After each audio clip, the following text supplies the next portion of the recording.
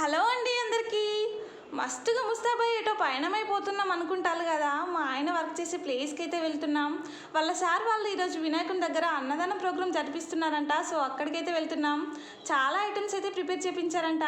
వెళ్ళగానే మా బుడ్డదేమో కార్లో నుంచి అస్సలు దిగనంటుంది. ఇంతకీ ఐటమ్స్ అయితే చాలా ఉన్నాయి, పదండి చూసేద్దాం. లడ్డు నాకైతే మస్తు ఇష్టం. గారెలు, చపాతీ, పులిహోర, వైట్ రైస్, మామిడికాయ పచ్చడి, ఇది లేకపోతే ముద్ద కూడా దిగదు.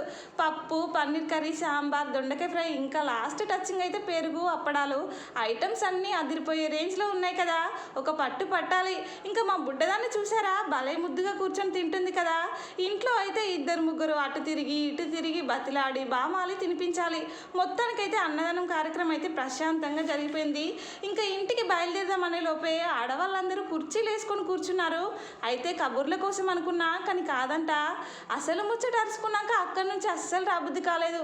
పిఎంజీ జ్యువెలర్స్ వాళ్ళైతే ఆడవాళ్ళ కోసం, అలాగే వాళ్ళ షాప్లో ఆఫర్స్ గురించి, సేవింగ్స్ గురించి ఎక్స్ప్లెయిన్ చేస్తూ ఇలా గేమ్స్ కండక్ట్ చేశారు. వట్టిగానే అనుకున్నా, కానీ విన్నింగ్స్ ప్రైజ్ కూడా ఉన్నాయంట. ఫస్ట్ గెలిచిన వాళ్ళకి వినాయకుని విగ్రహం, ఇంకా సెకండ్ గెలిచిన వాళ్ళకి రైస్ కుక్కర్ అంట. ఇంకా దీని పేరైతే బకెటింగ్ బాల్స్ అంట. వామ్మో, ఏమన్నా హుషారుగా మస్తు ఆడుతున్నారు కదా. దూరంగా ఉన్న బకెట్లో 10 బాల్స్ పడితే విన్నర్ అంట. చూడాలి మరి ఎవరు గెలుస్తారో. గిసువంటి గేమ్స్ స్కూల్లో మస్తుగానే ఆడినా. దూరం నుంచి చూసి ఏముందిలే, నేనైతే ఈజీగా 10 బాల్స్ పడేస్తా అనుకున్నా. కానీ చూసినంత ఈజీ కాదని ఆటలో అడుగుపెట్టి నాకే అర్థమైంది. ఆడవాళ్ళకు మాత్రం ఎవర్ గ్రీన్ ఎంటర్టైన్మెంట్ అంటే ఇలాంటి గేమ్సే కదా. నెక్స్ట్ లెవెల్ ఉన్నాయండి. మనం ఆడితే మామూలుగా ఉండదు. అయ్యో, ఇలా అయ్యిందేంటి, తిప్పి తిప్పి కొడితే 4 బాల్స్ పడ్డాయి, అది కూడా అతి కష్టం మీద. అప్పుడే మనసులో ఒక డైలాగ్ వద్దన్నా తన్నుకుంటూ ఉరికి రావట్టే. ఆట అన్నాక గెలుపు ఓటమి సహజం. అయినా గెలిచిన వాళ్ళకి కప్పు మాత్రమే, అదే ఓడిన వాళ్ళకి అనుభవం కూడా వస్తుంది. ఇట్లా అనుకోకపోతే పైకి నవ్వలేం కదా.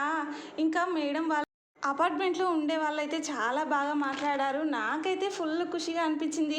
24 గంటలు ఇంట్లో ఉండి బయటికి రాగానే కావాల్సినంత ఎంజాయ్ చేశా. చూసిలా మా ఆయన మాత్రం చల్లటి కార్లు, ఫుల్ ఏసీలా మంచిగా తిరుగుకుంటా బయట వ్యూను బాగా ఎంజాయ్ చేసిండు. మళ్ళీ ఇంటికి రాగానే పొద్దంతా పోయి వచ్చినా నాకు అది చేయి ఇది చేయి అని మస్తు సతాయిస్తాడు. ఏ మాట కా మాట, ఏసీ మాత్రం మస్తు చల్లగా ఉన్నది. మా వీడియో మీకు నచ్చినట్లయితే ఒక లైక్ చేసి సబ్స్క్రైబ్ చేయండిలా.